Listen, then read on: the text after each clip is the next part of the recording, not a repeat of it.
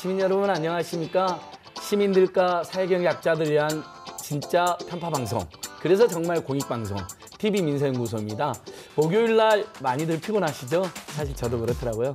하지만 TV민생연구소가 우리 서민들의 편에 서서 힘이 나는 좋은 방송을 해보겠습니다. 네, 그렇습니다. 다음 주 이 시간쯤이면 이제 21대 국회를 꾸려나갈 이 국회의원들이 다 결정이 돼 있겠죠? 굉장히 설렙니다. 어떤 분들이 뽑히셨을지. 자, 오늘도요, TV민생연구소에서는 4.15 총선 특집 이 법이 필요하다를 준비했습니다. 예, 코로나19 확진자가 39명으로 줄어들었습니다. 내일은 20명, 내일 모레는 10명 이렇게 확확 줄어들수록 열심히 기원해보면서요.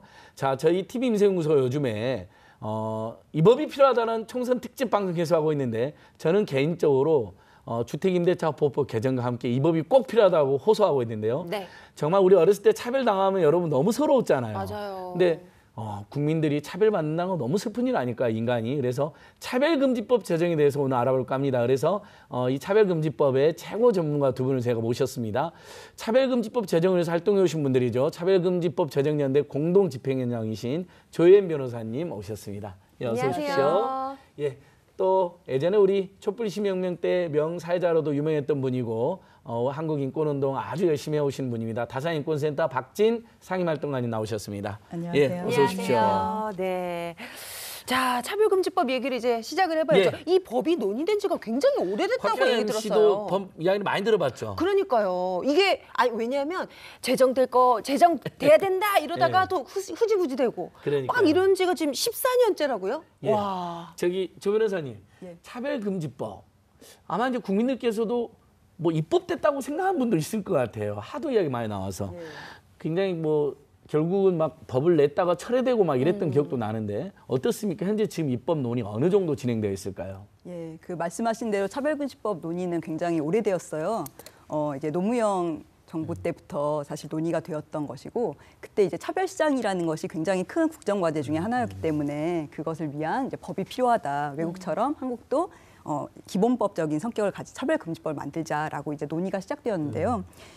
이제 2007년도에 법무부가 법안을 일단 법안을 발의했었는데 예.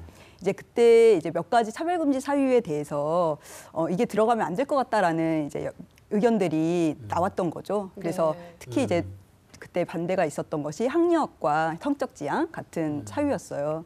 근데 그게 이제 논란이 되면서 법무부 안에서 그 사유들이 빠지게 되었고 그래서 이에 대해서 이렇게 가서는 안 된다. 이것은 차별금지법이 아니라 차별 조장하는 법 아니냐 오히려 라는 논의가 나오면서 노회찬 의원이 중심으로 되어서 시민사회와 함께 법이 또 발의가 됩니다. 네. 그리고 그 이후에 이제 여러 차례 법들이 발의되었지만 계속 이제 국회 임기 만료로 다 폐기되어서 현재까지 법이 한 7개 발의되었는데 이제 다 폐기되었었고 그 중에서 2건은 아까 말씀하신 대로 반대 의견을 못 이겨서 스스로 철회하는 그러한 상황이 되었었죠. 네. 역시 우리 고 노회찬 의원님은 좋은 법 논의할 때는 꼭 빠짐없이 나오시는 예. 분인데 네, 맞아요. 아무튼 무슨 학력이나 성적 지향 이게 차별 제일 많이 받는 건데 이게 빠지면 안 되겠죠. 예. 그렇습니다. 사실 전 세계적인 이런 시각으로 봐서도 이 차별금지법 당연히 통과되는 거 아니야라고 생각이 드는데 실제 그 유엔 인권 이사회에서도 이 차별금지법 입법 계속 해야 된다 지속적으로 이렇게 권고하고 있는데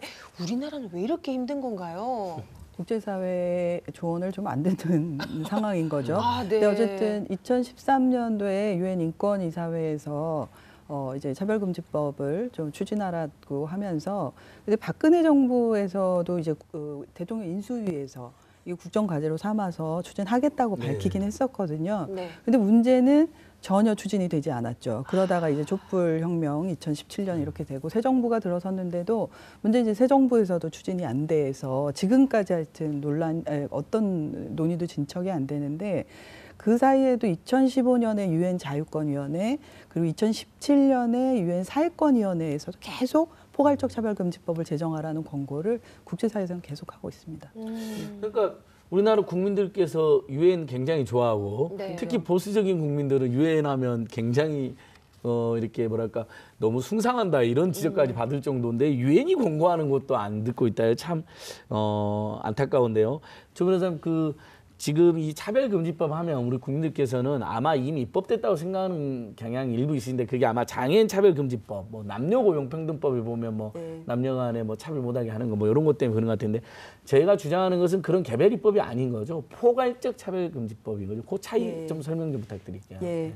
말씀하신 대로 한국에 이미 개별적인 법들이 몇 가지 있죠. 근데 이제 이 포괄적 차별금지법이라고 이것을 부르는 이유는 이제 일단 하나는 사유와 영역이 둘 다 포괄적이라는 의미에서예요.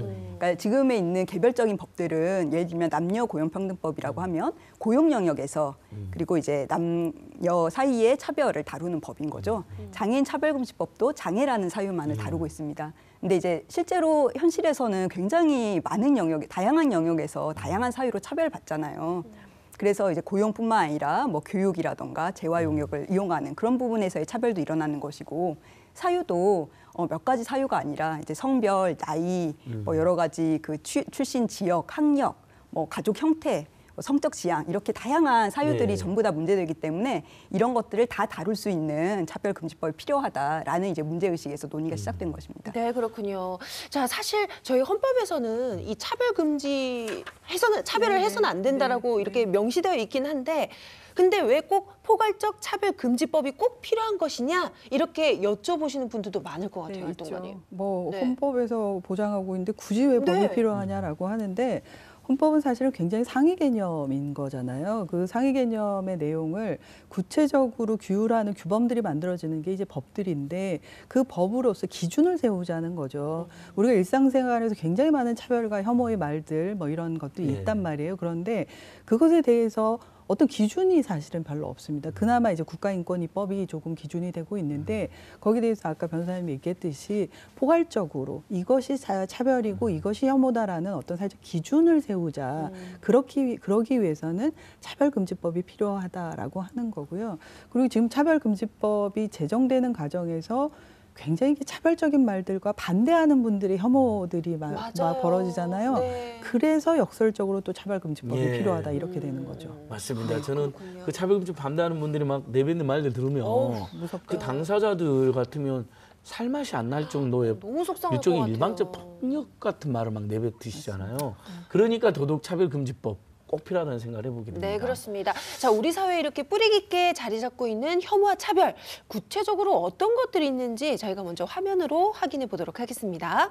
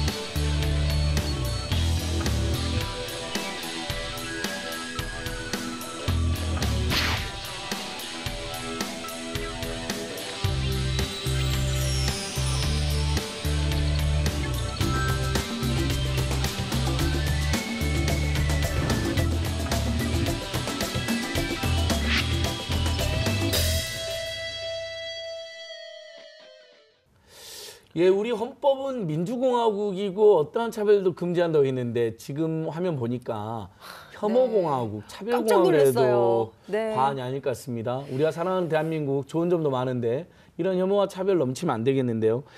조 변호사님, 저는 그 몇몇 사례 저도 기억이 나는데 어떤 이런 극단적 혐오나 차별로 인해서 정말 생애 끝자락으로 막 내몰리고 극단적 선택하신 분들도 있고 그런 사회약자들이나 소수자들 있잖아요. 예. 혹시 어떤 문제들이 가장 심각할까요? 이런 차별이나 혐오가 이렇게 극심한 사회에서는요. 예, 말씀하신 대로 이러한 혐오나 차별 때문에 사실은 가장 취약한 지위에 있을수록 계속 내몰리게 되는데 저는 이제 이게 그냥 단순하게 몇몇 사례들로 얘기되기보다는 사회에 지금 전반적으로 어떻게 만들고 있는가에 대해서 훨씬 더 많이 논의할 필요가 있다라고 생각을 해요. 지금 방금도 굉장히 다양한 사례들이 나오지만 사실은 이게 이 어떤 차별은 해도 되는구나라는 그러한 그 사회의 메시지가 있을수록 이게 점점 퍼진단 말이죠. 그래서 점점 더 이게 이렇게 해도 되는 거구나. 누군가를 무시하거나 비하하거나 차별해도 되는 거구나.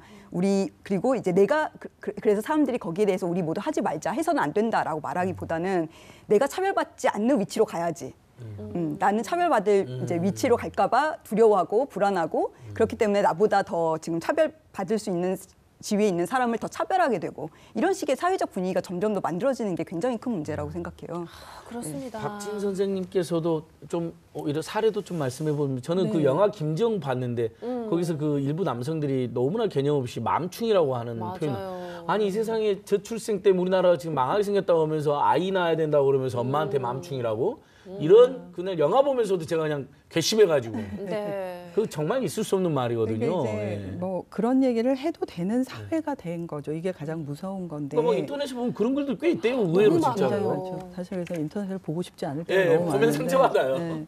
그 얼마 전에 경기도 교육연구원에서 혐오 교실에 들어오다라는 책을 발간했는데요. 이제 연구진들이 어떤 작업을 했냐면은 한 학교의 한 교실을 한 학기 동안 바라본 거죠. 관찰한 거죠. 그래서 계속적으로 인터뷰도 하고 이렇게 했는데 이 학교가 이를테면 중산층 학교였어요. 네. 그래서 선생님들, 뭐 교장 선생님들, 우리 학교는 별 문제가 없을 거예요.라고 오히려 뭐 연구가 되겠어요. 이렇게 했는데 실제로 한 학기 동안 쭉 돌아봤는데 그 교실에서 벌어진 일들은 아주 무심결에 던지는 은어, 비속어 이런 것들이 대부분 무시와 그리고 혐오를 담고 있는 차별의 언어들이라는 거예요. 이게 중2 학생들이었는데 그런데 주로 어떤 사람들이냐 성적이 낮고 그리고 여성들 같은 경우는 외모를 비하하고 그리고 만약에 유독 누구한테 차별이 집중되고 혐오의 말이 집중되면 누구냐? 집안이 못 사는.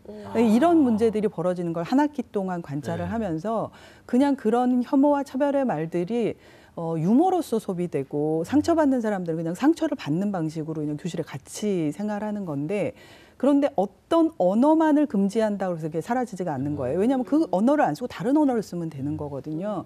그래서 이럴 때는 어떻게 해야 되냐. 그야말로 공적인 영역에서 무엇이 차별이고 무엇이 혐오고 우리는 어떻게 해야 된다는 기준이 필요하다는 거죠.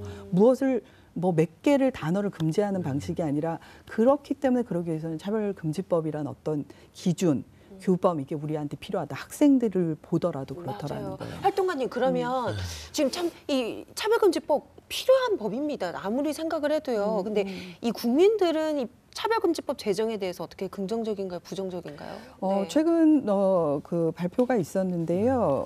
그 한 70% 정도 언론 조사에서 혐오에 대한 규제가 필요하다라고 여론조사가 있었고요. 그리고 차별금지법이 필요하다라는 여론들도 한 3명 중에 2명 정도는 있었다고 하니까 네. 실제로는 차별금지, 혐오 표현 규제해야 된다는 의견이 굉장히 높은 거죠. 예. 그렇군요.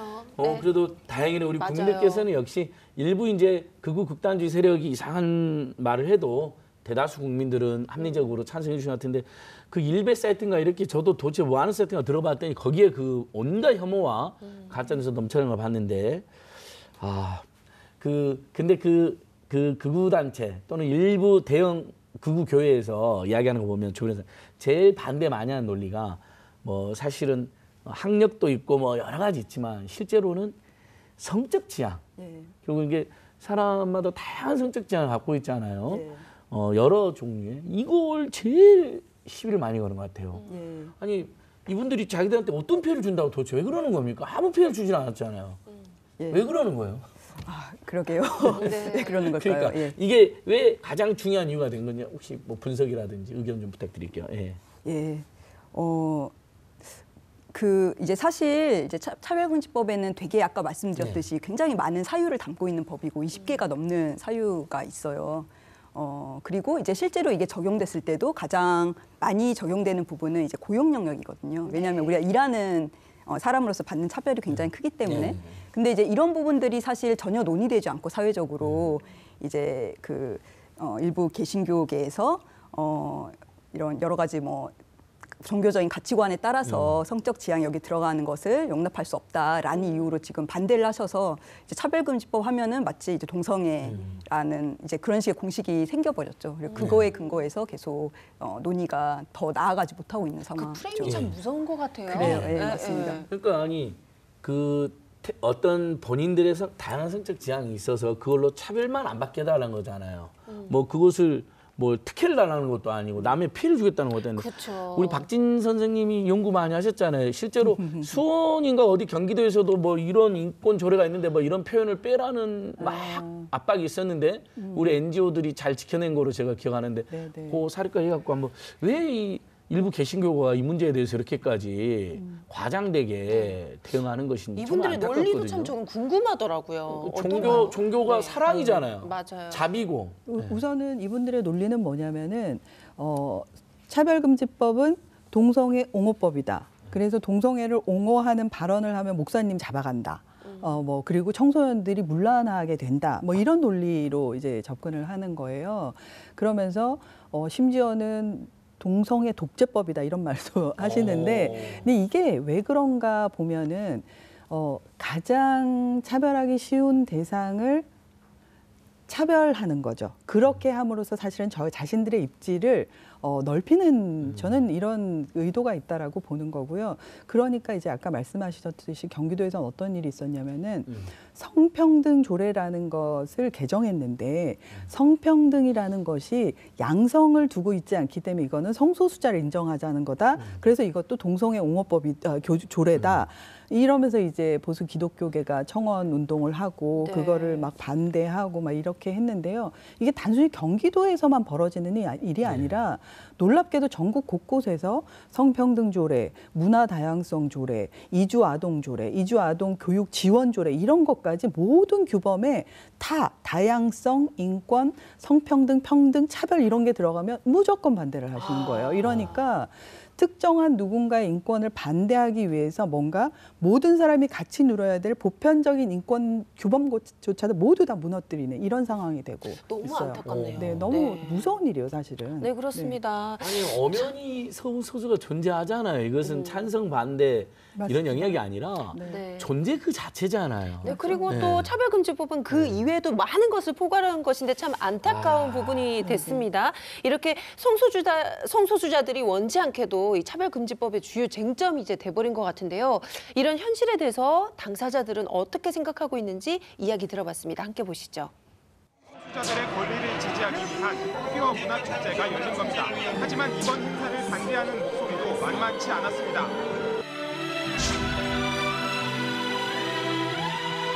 경제방위 여기 멈춰! 성전환 수술을 한 뒤에 숙명여대에 최종 합격한 트랜스젠더 A씨가 학내 반발이 커지자 등록을 결국 포기했습니다.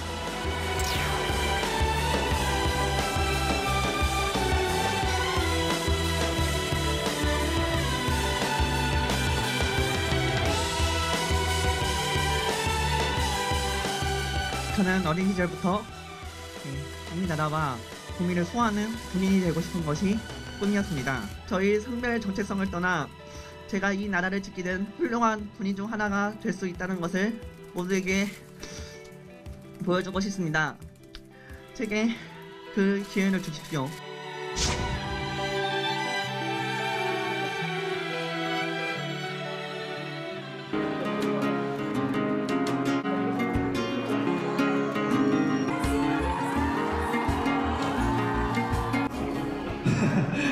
이렇게 정말 너무 평범하죠. 평범하고 소소한 결혼식에 와주신 모든 여러분께 진심으로 감사드립니다. 결혼식은 이제 작년 5월에 진행을 했어요. 그래서 이제 2년 차인 거고요. 이제 만으로는 아직 1년이 안 됩니다. 신혼부부시네요. 네. 성소수자 친구들이 조금 부러워하기는 하더라고요.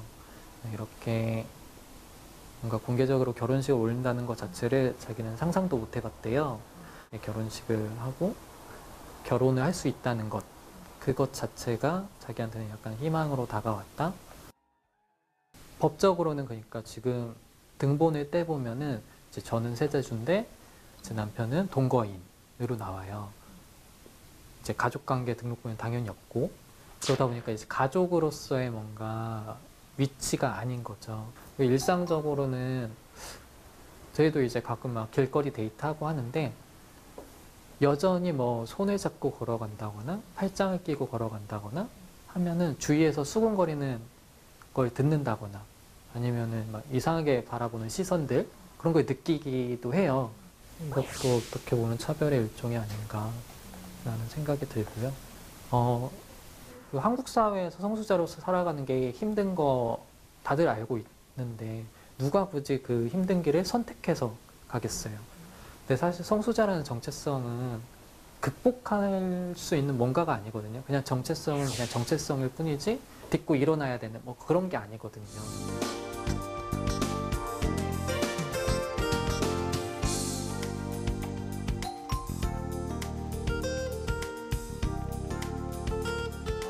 사실 법 자체도 제대로 안 보시는 것 같아요. 법안만 조금만 들여다봐도 저도 다 기억을 하지 못할 정도로 수많은 차별의 사례들이 나열이 돼 있거든요. 그런 거는 다 삭제하고 성적 지향 이거 하나에만 유독 꽂혀서 성소수자 옹호법이다 뭐 이런 식으로 말씀을 하시는 건데 굉장히 그냥 반대를 위한 반대라고 생각을 하고요. 저와 제 남편은 결혼을 해서 부부로 살고 있고 그런데 이제 국가나 제도로부터 부부로서 보호받지 못하고 있잖아요. 사실 이 현실이 차별인 거거든요. 그러면은 차별을 받아서는 안 된다고 했으면 이런 차별을 시정할 수 있도록 노력을 해야 되는 게 정부와 국회의 의무잖아요. 국민인데.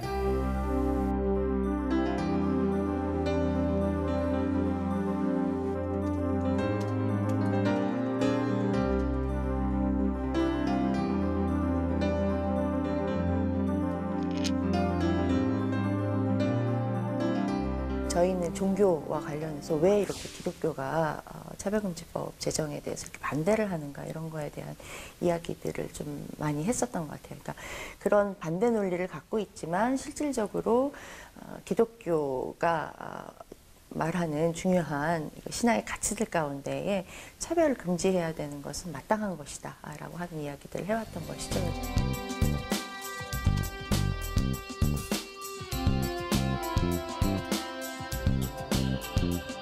법은 다양한 사람들의 삶을 이해하고 또 더불어 함께 살아가는 세상을 만들기 위해서 반드시 필요한 법입니다.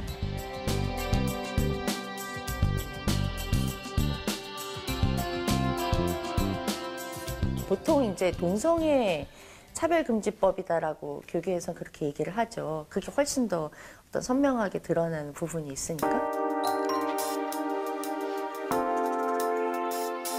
차별금지법에 대한 찬성 입장들을 2008년부터 이제 좀 더 구체적으로 내기 시작을 했었는데 그때 반론이 엄청나게 쏟아져 왔었는데요. 그걸 보면서 제가 굉장히 놀랐습니다. 그런 과정 가운데에서 성소수자 그리스도인들을 만날 수 있는 기회가 있었습니다. 그 당시로서 2008년에 성소수자의 인권에 대해서 옹호하거나 하는 사람들은 출교, 그러니까 그 교회에서 쫓겨내는 거죠. 그리고 뭐 목사나 뭐 이렇게 교회 장로나 집사나 이런 직분을 가지고 있는 사람도 그거를 못하도록 면직시킬 수도 있고.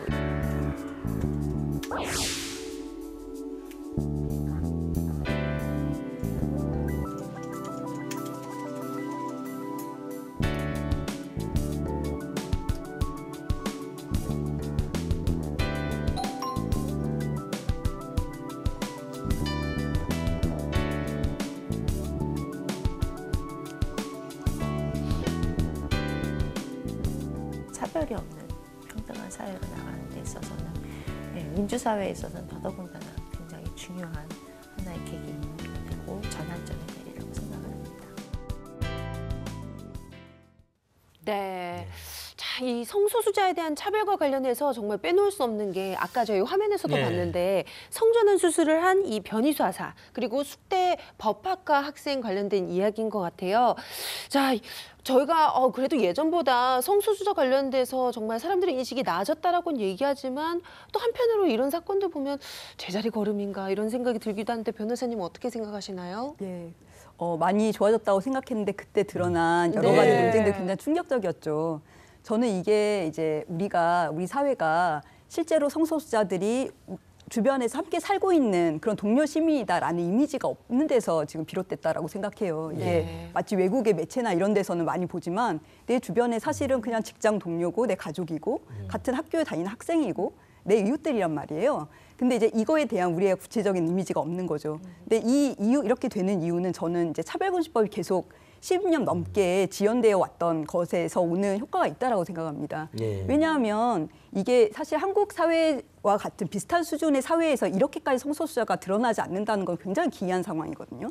근데 이제 10년 넘게 우리가 차별금지법에 대해서 논쟁을 하면서 계속 아까 이제 박지원 활동가께서 말씀하셨듯이 우리 민주사회 원칙이 무너졌던 거예요. 이것은 뭐 어떠한 뭐 종교관, 가치관과 관계없이 우리 모두는 동료 시민으로서 동등한 지위를 가지고 있고 그런 권리를 모두 누릴 수 있어야 된다라는 원칙에 대해서 계속 반대를 하는 목소리가 나오다 보니까 성소수자들도 사실은 더 나오기가 힘든, 드러내기가 힘든 상황이 되면서 사실 내 주변에 성소수자, 내 동료들이 보이지 않게 된 거죠. 이것은 그런 효과라고 생각을 합니다. 예. 방금 설문조사 결과 보니까 변희사사님 같은 경우 이제 군에서 계속 복무하는 건 찬성이 더 많은데 성전환 하신 분이 이제 여대 다니는 거에 대해서는 반대가 조금 더 나왔던데 사실 뭐 저도 곰곰이 생각했는데 아마 익숙지 않거나 좀 불편할 수는 있을 것 같아요. 또 약간 걱정이 있을 수도 있고. 근데 아니 자기 어떤 분이 목숨을 걸고 자신의 성적 지칭성을 되찾은 건데 그냥 네. 옹호도 아니고 그냥 인정해주면 되는 건데 같이 학교 다니는 게 이렇게 힘든 일인지 감히 네. 저는 반대하신 분들에도 감히 한 번만 더 생각해보자는 이야기를 해보고요. 박진아 활동가님, 근데 저도 이렇게 말을 하면서도 제 스스로 곰곰이 생각하면 저도 어떤 차별이나 편견을 가지고 있는 경우 스스로 확인해서 막 조용히 혼자 있을 때 부끄러운 적이 있거든요. 아, 나도 모르게 정말 내 몸속에 아주 오래된 차별의 DNA가 있구나. 누구나 네, 있어요. 그렇죠. 누구나 있을 것 저도 같은데 있어요. 이런 걸 우리가 계속 깨닫고 고쳐 나가야 되잖아요. 우리가 다 같이 평등하고 존엄한 인간들인데, 근데 그 인권 활동가들이 조금 더 저희들보다 예민하게 이제 이런 부분들 포착하시니까 스스로 이렇게 차별주자가 되어 있는 것들 어떤 것들이 있을까요? 예, 사람들이 자연스럽게. 아주 자연스러운 거 있잖아요. 뭐 장애인들한테 능력이 없어. 이주민들한테 너희 나라로 돌아가. 뭐 이게 쉽게 하는 이야기인데요. 근데 그 선량한 차별주의자라는 책이 있어요. 저도 그 네. 책 읽어봤어요. 너무 좋죠. 너무 좋더라고요. 네, 꼭 읽어보세요. 네. 네, 그 책에 보면은 그런 얘기가 나와요. 그 글을 쓴 김지혜 교수가 오랫동안 비정규 교수로 근무를 했는데 비정규 교수로 근무할 때 자기 연구실을 들어가면은 비정규 교수를 나타내는 색깔이 달랐다는 거예요. 이를테면 흰색. 네. 그리고 이제 정규 교수는 파란색이었다고 치면 그거를 이제 5년 동안 출근하는 날마다 나는 비정규직 이렇게 출근을 한 거죠. 차별받는 사람은 그걸 늘 느끼거든요. 그런데 그 5년 뒤에 동료인 정규직 교수한테 물었답니다. 이 색깔 말이야. 그랬더니 그 정규직 교수가 그래? 난 몰랐네? 이러더라는 거예요. 그러니까 우리는 누구라도 차별주의자가 될 수 있어요. 의도하지 않아도. 그렇기 때문에 어떤 규범과 기준이 있다면 차별하지 말아야지. 이게 차별이구나 라고 하면 자연스럽게 우리는 인권 감수성이 확장되는 거죠. 네. 그렇군요. 네. 임대주택에 사는 아이들이나 주민들을 차별한다는 이야기 듣고 저는 정말 네, 뭐 휴거라고 기겁했거든요. 맞아요. 뭐 이런 말 쓰죠. 휴먼시아 그지? 휴거? 네, 아니 이래서 정말 이래서는 안 네, 됩니다. 그렇습니다. 다 이렇게 옛날에 우리 국민들 다 세자 아니었나요? 맞아요. 자, 그런데 이런 차별과 특권 이렇게 나도 모르게 이렇게 위치로 이렇게 딱 나누어지는 게 고정관념 때문일까요? 네네, 고정관념이 있습니다. 고정관념이 있어서 아까 말씀드렸듯이 차별을 하는 사람들 눈에 눈에는 사실은 차별이 잘 보이지 않고요. 차별을 당하는 사람들 입장에서는 뭔가 반론을 제기하기가 사회적으로 어려운 거죠. 그러다 보니까 이런 고정관념이 계속 공고히 될 수밖에 없는데, 근데 이게 그냥 고정관념의 문제냐, 그렇진 않죠.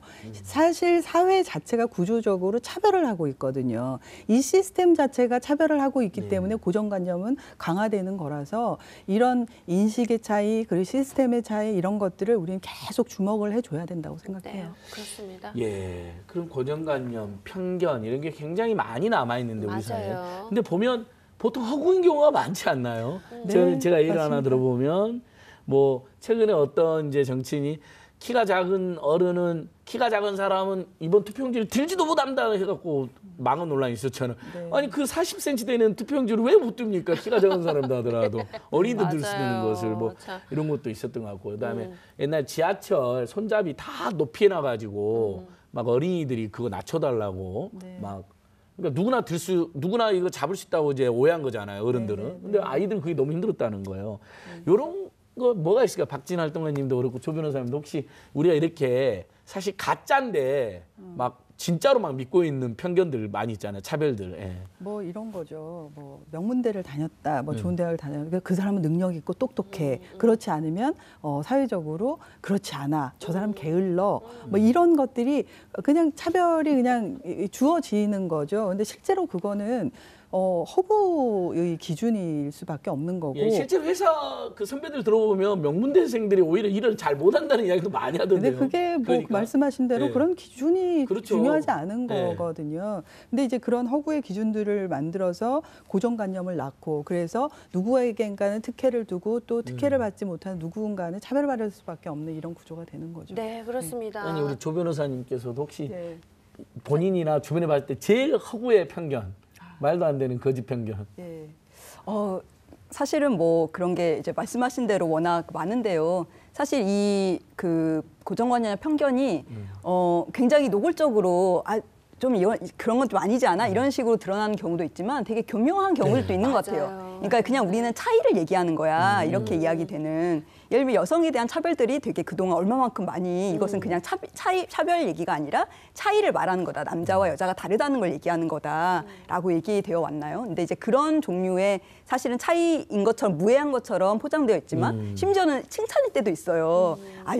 여자라서 뭐 어떻구나 이런 식의 칭찬의 뉘앙스를 가지고 있지만 사실은 그게 어떤 고정관념을 낳고 결국 차별하고 연결되어 있는 그런 경우들이 굉장히 많아서 이런 걸 잘 알아내는 게 중요한 것 같습니다. 맞습니다. 생각났어요. 예. 요리는 여성이 잘하지 갖고 여성한테 가사노동이나 주부노동을 다 그렇죠. 떠넘겨버리는 거예요. 아, 맞아요. 남자는 딱 누워있고. 아, 요리 잘하잖아 여성이. 어. 남자는 면접을 받는데 그러면 안 되지. 같이 해야지. 그럼요. 예. 저희 TV 민생연구소가요, 시민 몇 분께 당신은 특권을 받고 있나요? 차별을 받고 있나요? 이렇게 저희가 질문을 했습니다. 저 너무 궁금해요. 시민분들은 어떤 대답을 하셨을까요? 여러분 함께 확인해 보시죠. 혹시 특권을 누리고 있거나 차별을 받고 있는 경험이 있나요?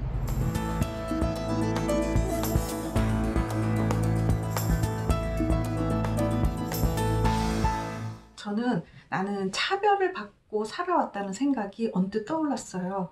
예전에 제가 패키지 여행을 간 적이 있었는데 거기에 오신 어떤 분이 저한테 하는 일이 뭐냐고 묻더라고요. 그래서 주부라고 대답을 했더니 대뜸 하시는 말씀이 남편 등골 빼먹는 여자라고 그렇게 말씀을 하시더라고요. 저는 실제로 직업이 공무원인데 공무원들은 은행에 가서 대출을 받을 때 공무원이라는 직업의 안정성 때문에 수월하게 대출을 받을 수 있어요.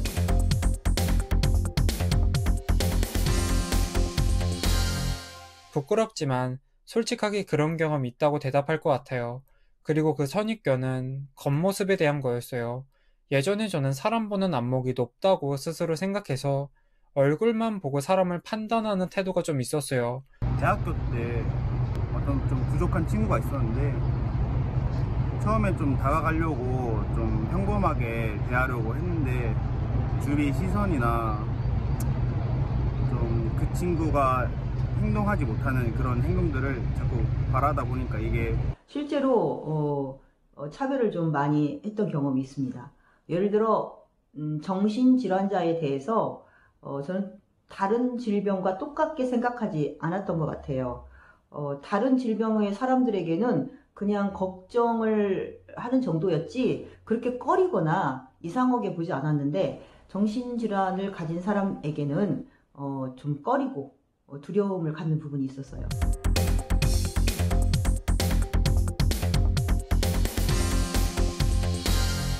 제 아이는 트랜스젠더 남성이거든요. 저는 제 아이와 함께 연중에 여러 지역에 열리는 퀴어 문화 축제를 많이 참석을 해요. 그런데 그럴 때마다 어김없이 어떤 특정 종교의 사람들이 단체로 나타나서 성소수자 당사자들을 향해서 혐오하고 모욕하고 몇천 명의 사람이 종교 집단의 사람이 둘러싸고 저희를 때리고 옷을 찢고 직접적으로 안경을 부러뜨리고 못 가게 막고 이랬습니다. 깔려 있긴 해요. 왜냐하면 저도 그렇게 특별한 사람이 아니에요. 평범하고 일반적인 사람인데 사회에는 아직 이런 색안경을 끼거나 그런 좀 차별적인 시선들이 존재하는 것 같습니다. 저는 우리 사회에 혐오나 차별이 만연하고 있다고는 생각합니다. 그리고 그렇게 생각하는 이유는 혐오나 차별이 멀리 동떨어져 있는 다른 세상 얘기가 아닌 내 가까운 친구들, 지인들 입에서도 가볍게 흘러나오고 있기 때문에 만연하다고 생각하고 있어요. 네. 우리도 모르게 하고 있는 이 차별과 이 편견에 관해서 이제 얘기를 한번 나눠보도록 할 텐데요. 변호사님, 이런 생각 가지고 계신 분들도 있어요. 아, 능력과 이 노력에 따른 차별은 이건 당연한 거 아니야? 이거 자본주의 사회에서 이렇게 생각하시는 분들인데 여기에 대해서는 어떻게 생각하시나요? 네. 이렇게 능력에 따른 차별이라고 했을 때 그 능력이라는 게 뭔가에 대해서 조금 들여다봐야 된다고 생각을 합니다. 왜냐하면 이제 아까도 누가 능력 있다라고 보이는가 이런 얘기도 했지만 실제로는 사람들이 능력이 있어서 이렇게 다른 대우를 받는다고 생각하지만 실제로 뜯어봤을 때 전혀 그렇지 않은 경우가 되게 많잖아요. 그러니까 지금 지난 2월 달에 정부에서 이제 임금 격차가 어떤 식으로 분포되고 있는가 이런 거에 대한 통계를 발표했는데 거기에 보면 이런 성별이라던가 뭐 학력, 계층 이런 것에 따라서 이제 이런 임금 격차가 나는데 그게 모든 직무마다 다 그 격차가 그 요소에 따라 격차가 나는 거예요. 그러니까 직무 능력이 더 좋다고 해서 좋아서 다른 대우를 받는 게 아니라 실제로는 그러한 여러 요소들 때문에 다른 임금 격차가 나는 게 너무 통계적으로 보인다라는 거죠. 그리고 또 다른 한편으로는 무엇이 능력 있다고 보는가라는 기준 자체가 사실은 되게 차별적으로 구성되어 있는 경우도 있어요. 그러니까 예를 들면 한국 사회에서 지금 우리 사회에서 되게 많은 돌봄 노동들이 있잖아요. 감정 노동, 돌봄 노동이 있는데 이런 노동들이 너무나 힘들고 사실 이에 관해서 이것도 역시 여러 가지 경험과 스킬이 필요한 그런 노동임에도 주로 여성들이 하고 있기 때문에 이러한 노동들은 되게 가치가 낮은 노동이라고 평가가 되거든요. 능력이 없어도 된다. 이렇게 평가되는데 그 기준 자체가 굉장히 차별적으로 구성돼 있다는 거죠. 네, 그렇습니다. 가장 귀한 노동 아닌가요? 돌봄 노동이라는 맞습니다. 게. 예. 저 한 유명 영화 평론가가 이런 말을 했어요. 살아있는 지옥을 보려면 그 포털 사이트에 댓글을 봐라. 그 정도로 댓글을 읽다 보면 와 여기가 정말 지옥인가 보다 느낄 정도로 정말 이 스트레스와 고통이 어마어마합니다. 그러니까 이렇게 혐오와 차별을 겪는 사람들의 이 정신적 고통도 정말 심각한 수준일 것 같아요. 어떻게 생각하시나요? 네, 일단 뭐 우리도 아주 사소하게 내가 어떤 쓴 글에 말씀하셨듯이 댓글이 달린 거 그냥 신경 쓰이잖아요. 맞아요. 그런데 내가 가지고 있는 내가 선택할 수 없는 정체성으로 인해서 혐오를 당하고 차별을 당한다면 그 트라우마는 진짜 복구 불가능이거든요. 내가 뭐 노력을 해서 되는 건 모르겠지만 내가 태어날 때부터 성소수자인 걸 내가 그냥 어린이인데 아예 나는 어느 곳에서도 들어갈 수 없는 노키즈존, 거부당하는 존재라는 이런 모든 것들이 굉장히 큰 트라우마나 상처를 복구할 수 없는 이런 것들을 만들죠. 심각하죠. 그렇습니다. 네. 그러니까 예전에 어떤 그런 글도 보면 그 어떤 사상을 선택한 사람이 자기의 어떤 사회주의 사상 때문에 탄압받는 건 차라리 이해가 된다는 거. 이건 선택했으니까 어른이 돼서. 근데 예를 들면 성별, 외모, 그다음에 뭐 재산 정도, 태어났을 때, 그다음에 뭐 피부색 이런 건 우리가 선택이 한 게 아니잖아요. 지역. 근데 요즘도 지역이나 막 성별, 그다음에 성정체성 이런 걸로 너무 탄압이나 그 차별이 심하니까 선택할 수 없는 것으로 탄압하는 거나 그 차별은 말이 안 된다라는 호소가 맞아요. 너무 저는 네네. 와닿았거든요. 근데 자, 그래서 이제 저희가 포괄적 차별금지법 만들자는 거잖아요. 지금 오늘 논의의 주제가. 네. 어떻게 좀 바뀔까요? 우리가 포괄적 이렇게 차별금지 만들면 좀 국민들께서 알고 이렇게 더 많이 응원해 주셨으면 해서요. 예. 일단은 그 2007년에 장애인 차별금지법이 만들어지고 나서 국가인권위원회에 장애인 차별과 관련된 진정이 굉장히 급증을 했거든요. 그러면 그걸 보면 사람들이 갑자기 없던 장애인 차별이 생겼다라고 생각하는 게 아니라 아, 차별에 대해서 내가 목소리를 내도 되는구나라는 목소리가 생겼기 때문에 사실 그렇게 건수가 높아지는 거거든요. 그렇게 발견할 수 있습니다. 차별당했던 내 모든 것들에 대해서 발견하게 되고 그것을 진정하거나 구제받을 수 있음으로 인해서 당연히 권리들이 확장되고 인권의 자리가 넓어지는 거죠. 이것이 큰 변화라고 생각합니다. 네. 조 변호사님. 이 법 생기면 어떻게 될까요? 예, 사실은 법이 워낙 만들어지기 어렵다 보니까 아니 법 만들어진다고 차별이 다 없어지는 것도 아닌데 이렇게까지 힘들게 만들어야 돼? 이런 얘기도 하세요. 근데 사실 맞죠. 차별금지법 만들어진다고 그날 갑자기 차별이 없어지는 거 아니죠. 근데 이제 아까 말씀하셨듯이 우리가 차별에 대해서 좀 더 잘 알고 사회에서 더 잘 예방하고 거기에 대해서 문제를 느낀 사람이 더 잘 문제 제기를 할 수 있는 이 토양을 만들어주는 것이거든요. 그리고 이제 법이 만들어진다라는 것은 사실은 국가가 무엇을 해야 되는가를 사실 선언해야 한다라는 큰 의미가 있습니다. 지금 이제 헌법에도 평등권이 있지만 헌법이라는 것만으로 기본권이 갑자기 실현되는 게 아니잖아요. 그걸 실현하기 위한 법과 제도들을 만들어 나가야 되는 건데 우리 지금 평등권과 관련해서는 가장 기본적인 법이 없는 상황이에요. 아까 얘기했던 이제 일부 영역에서의 법들만 있을 뿐이지. 그래서 이 평등권을 국가가 어떤 식으로 실현해야 되고 이에 대한 문제가 생겼을 때 어떻게 해결할 것인가를 체계적으로 만든 기본적인 법이 지금 차별금지법이거든요. 그래서 이게 우리 사회의 가장 중요한 기준이다라는 걸 보여주게 되는 거죠. 하나만 여쭤볼게요. 박진환 동원님, 뭐 차별금지법하면 뭐 처벌받는다, 뭐 다수가 뭐 고통받는다 이런 사람도 있던데 실제로 그렇지 않습니다. 그렇죠. 이게 이런 오해가 있는 것 같아서 그런 거 아니죠. 네, 처벌 조항은 없는 걸로 알고 있는데요. 네, 그러니까 목사님들이 동성애에 대해서 자기가 무슨 표현의 자유를 행사할 수 없다 그렇게 설교하면은 자기 잡혀간다 이렇게 호도하시는데 실제로 그런 처벌 조항이 있는 것이 아니라 기준을 세우자는 겁니다. 그런 말을 하면 안 된다라는 기준을 세우는 것이기 때문에 그렇게 접근하시면 안 되는 거죠. 네, 그렇습니다. 자, 오늘 저희가 차별금지법 왜 이 법이 꼭 필요한지 그리고 그간에 쌓인 오해를 푸는 시간 마련해 봤는데요. 마지막으로 이 법이 꼭 제정되기 위해서 무엇이 필요할지 한 말씀씩 짧게 부탁드리겠습니다. 먼저 변호사님. 예.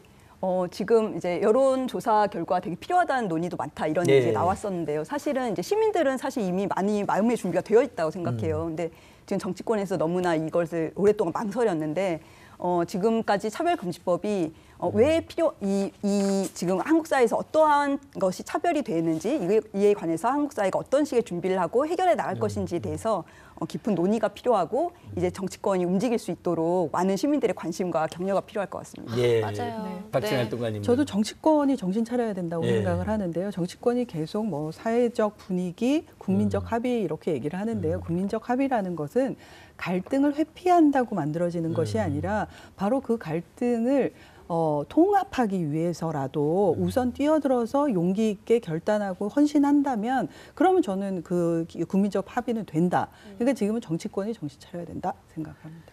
예. 그래서 4.15 총선도 중요하죠, 여러분. 네, 그렇습니다. 내일하고 모레는 사전투표일이던데 또 4월 15일 날도 마찬가지로요. 정말 우리가 아까 제가 말씀드린 것처럼 어떤 소수자나 사회약자들 우리가 맞닥뜨렸을 때 잘 익숙지 않거나 또는 속으로 좀 불편한 감정이 있을 수도 있는 것 같아요. 근데 그러나 그분들은 그렇게 정체성으로 태어났고 그렇게 우리 사회에 공존하고 있는 분들이거든요. 우리가 그분들을 차별할 어떠한 근거도 이유도 없는 것이거든요. 그렇다면 우리는 그들과 함께 인정하고 존중하고 공존하는 법을 배워야 된다고 생각하는데 마침 우리 국민들 여론조사에도 70%가 넘는 분들이 찬성한다니까 사회적 합의는 상당히 이루어진 거 아닌가. 혹시 지금이라도 이제 반대하는 분들은 또 저희들이 계속 대화를 나누고 설득하는 과정도 거쳤으면 좋겠습니다. 네, 그렇습니다. 오늘 4.15 총선 특집 이 법이 필요하다.